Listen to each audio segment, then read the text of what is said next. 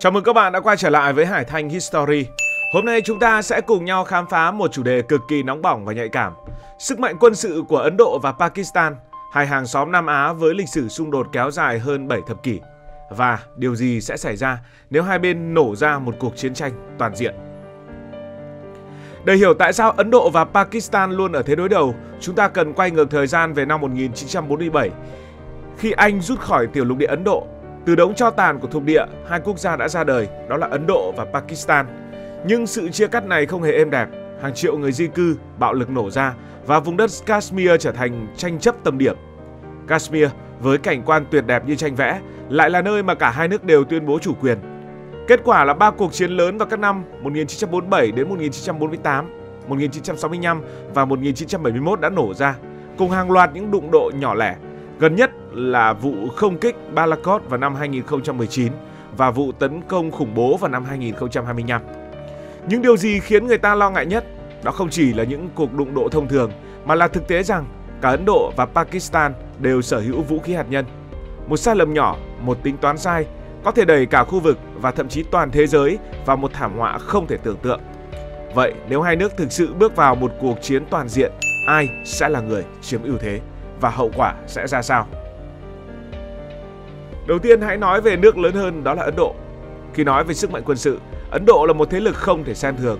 Với dân số đông nhất trên hành tinh, hơn 1,4 tỷ người và một nền kinh tế phát triển, Ấn Độ có nguồn lực khổng lồ để xây dựng một cỗ máy chiến tranh đáng gờm. Theo xếp hạng sức mạnh quân sự toàn cầu vào năm 2025, Ấn Độ chỉ đứng thứ 4 sau Mỹ, Nga và Trung Quốc. Ngân sách quốc phòng của họ cho năm tài chính 2026 ước tính lên đến gần 80 tỷ đô la Mỹ, một con số khổng lồ nếu so sánh với các quốc gia ở trong khu vực. Quân đội Ấn Độ có khoảng 1,46 triệu binh sĩ tại ngũ, chưa kể hơn 1 triệu quân dự bị sẵn sàng chiến đấu. Điều này đồng nghĩa với việc Ấn Độ có thể huy động một lực lượng đông đảo trong thời gian ngắn. Nhưng không chỉ có số lượng, chất lượng cũng là yếu tố quan trọng. Lục quân Ấn Độ sở hữu hơn 4.200 xe tăng, bao gồm cả những dòng do chính họ sản xuất. Bên cạnh đó là hàng chục ngàn xe bọc thép, gần 10.000 khẩu pháo và hệ thống rocket tối tân như là Pinaka. Trên không, không quân Ấn Độ là một trong những lực lượng mạnh nhất trong khu vực, với hơn 700 máy bay chiến đấu, bao gồm các chiến đấu cơ hiện đại nhất và đặc biệt là Rafale, món quà của nước Pháp. Nó không chỉ nhanh mà còn được trang bị tên lửa tầm xa Meteor, đủ sức làm chủ bầu trời trong các cuộc giao tranh. Hải quân của Ấn Độ thì sao? Đây chính là niềm tự hào của họ, với khả năng tác chiến xa bờ hiếm có trong khu vực. Với 2 tàu sân bay cùng 18 tàu ngầm, bao gồm cả những tàu ngầm hạt nhân, 13 tàu khu trục và hàng trăm tàu chiến khác, Ấn Độ có thể phong tỏa các tuyến đường biển quan trọng, đặc biệt là eo biển Hormuz, nơi dầu mỏ thế giới đi qua. Và đừng quên, Ấn Độ cũng là một cường quốc hạt nhân, với khoảng trên dưới 170 đầu đạn hạt nhân. Tên lửa đạn đạo của họ có tầm bắn hơn 5.200 km, đủ sức vươn tới bất kỳ mục tiêu nào của Pakistan và thậm chí là cả Trung Quốc. Nhưng Ấn Độ có chính sách không sử dụng trước, nghĩa là họ chỉ dùng vũ khí hạt nhân để đáp trả, không phải là để tấn công đầu tiên. Giờ hãy nói về Pakistan. Dù nhỏ hơn Ấn Độ rất nhiều về dân số và kinh tế, Pakistan không phải là một đối thủ dễ bị xem thường. Với dân số khoảng 240 triệu người và ngân sách quốc phòng khoảng 7,6 tỷ đô trong năm 2026, Pakistan đứng thứ 12 trên bảng xếp hạng sức mạnh quân sự toàn cầu. Điều này cho thấy họ là một thế lực đáng gờm, đặc biệt khi xét đến kinh nghiệm chiến đấu và sự hỗ trợ từ các đồng minh, trong đó có Trung Quốc. Quân đội Pakistan có khoảng hơn 600.000 binh sĩ tại ngũ, cùng với lực lượng bán quân sự gần nửa triệu người. Dù thua xa Ấn Độ về số lượng, Pakistan bù đắp bằng chiến thuật và kinh nghiệm thực chiến. Quân đội của họ tham gia nhiều cuộc xung đột, từ các chiến dịch chống Taliban đến hoạt động gìn giữ hòa bình của Liên Hiệp Quốc. Về lục quân, Pakistan sở hữu khoảng 2.500 xe tăng, bao gồm có những dòng do Trung Quốc hỗ trợ sản xuất. Họ cũng có gần 5.000 khẩu pháo và hơn 600 hệ thống rocket, đủ sức gây tổn thất lớn trong những trận đánh trên bộ.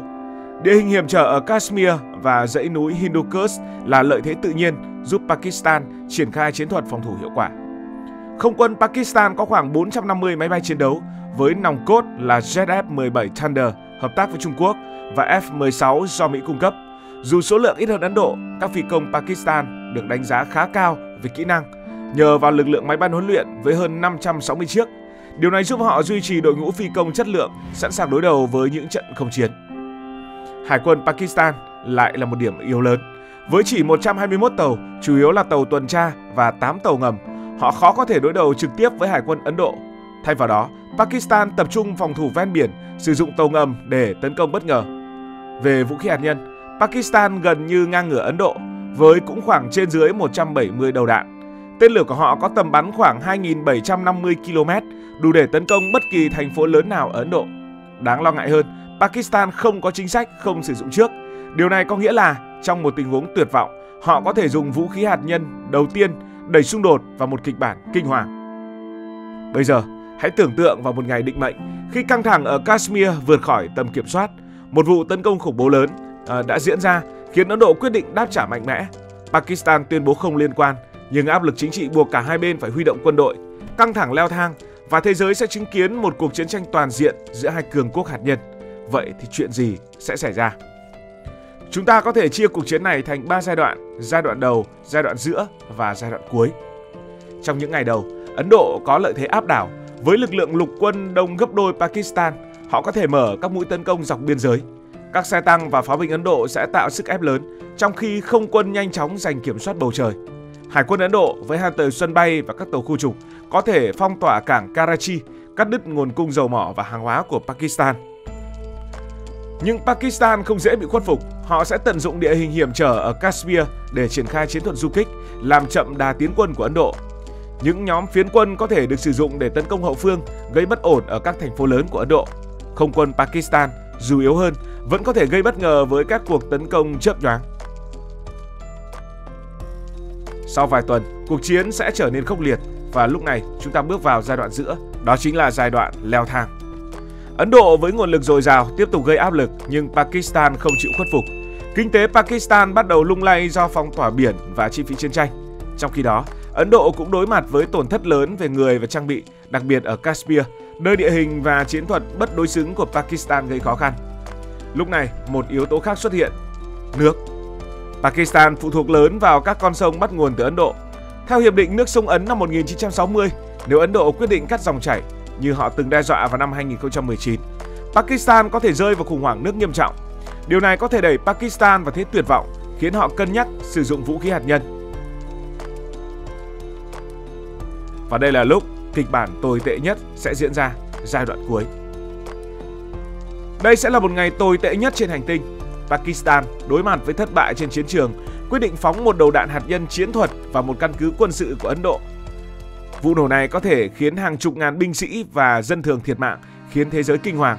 Ấn Độ với chính sách đáp trả hạt nhân, lập tức phóng tên lửa vào những thành phố của Pakistan như là Karachi hay là Lahore. Hậu quả là không thể tưởng tượng nổi. Theo một nghiên cứu từ cách đây đến 6 năm, một cuộc tấn công hạt nhân giữa hai nước có thể khiến 125 triệu người thiệt mạng ngay lập tức.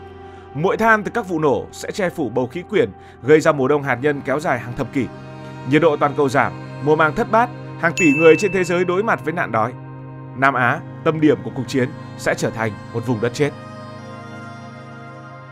Lịch sử cho thấy Ấn Độ và Pakistan từng đạt được thỏa thuận ngừng bắn như thỏa thuận Tashkent vào năm 1966 hay là Hiệp định Simla vào năm 1972. Nhưng trong bối cảnh vũ khí hạt nhân và căng thẳng ngày càng leo cao, việc đạt được hòa bình sẽ gây khó khăn hơn bao giờ hết. Câu chuyện về Ấn Độ và Pakistan không chỉ là câu chuyện về sức mạnh quân sự, mà còn là những lựa chọn của con người. Một cuộc chiến tranh toàn diện, dù bắt đầu từ những mâu thuẫn nhỏ, có thể dẫn đến thảm họa không thể sửa chữa. Cả hai nước đều nhận thức rõ điều này, và đó là lý do tại sao, bất chấp những căng thẳng, họ thường cố gắng kiềm chế xung đột ở mức giới hạn. Cảm ơn vì đã quan tâm theo dõi câu chuyện này. Nếu cảm thấy thú vị, bạn có thể nhấn nút đăng ký kênh, bật chuông thông báo và chia sẻ.